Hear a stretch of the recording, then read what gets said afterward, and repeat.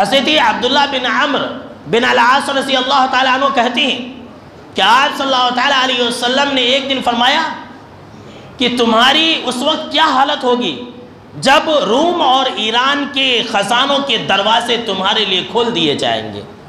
روم یہ اٹلی، جو آج کل اٹلی ہے، اٹلی اور ایران کے خزانوں کے دروازے تمہارے لیے کھول دیے جائیں گے، تم ان ملکوں کو فتح کر لو گے، اس وقت تمہاری کیا حالت ہوگی؟ عبد الرحمن بن عوف رضی اللہ تعالیٰ عنہ اس مجلس کے اندر تھے۔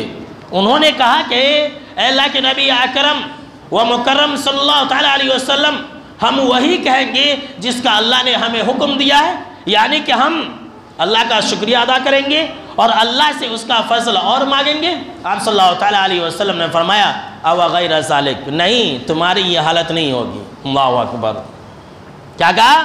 او غیر ذالک، نہیں، تمہاری یہ حالت نہیں ہوگی، بلکہ تمہاری یہ حالت ہوگی کہ تتنافسون ثم تتحادثون ثم تتدابرون، تمہاری حالت یہ ہوگی کہ تم مال اور دولت کو دیکھ کر کے، سونے اور چاندی کے خزانے کو دیکھ کر کے ایک دوسرے سے آگے بڑھنے کی کوشش کرو گے، اللہ کا شکریہ ادا نہیں کرو گے، پھر ثم تتحادثون، پھر تم ایک دوسرے سے حسد کرو گے، پھر کیا ہوگا؟ ثم تتدابرون، پھر تم ایک دوسرے سے قطع تعلق کرو گے۔ اللہ اکبر، آج مال اور دولت کے لیے انسان رشتے ناطے کو توڑتا ہے کہ نہیں توڑتا ہے؟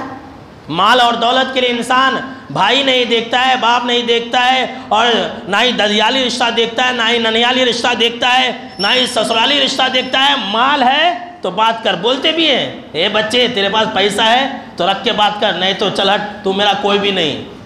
کیا کہا جناب محمد عربی صلی اللہ تعالیٰ علیہ وسلم نے کہ تم مال کے چکر میں قطع تعلق ہی کرو گے، اور پھر ثم تتباغضون، پھر تم ایک دوسرے سے نفرت، بغض اور عداوت رکھو گے، تم ایک دوسرے سے دشمنی رکھو گے، او نحو ذالک، یا پھر تمہارے اندر اس طرح کی اور بھی خرابیاں آ جائیں گی۔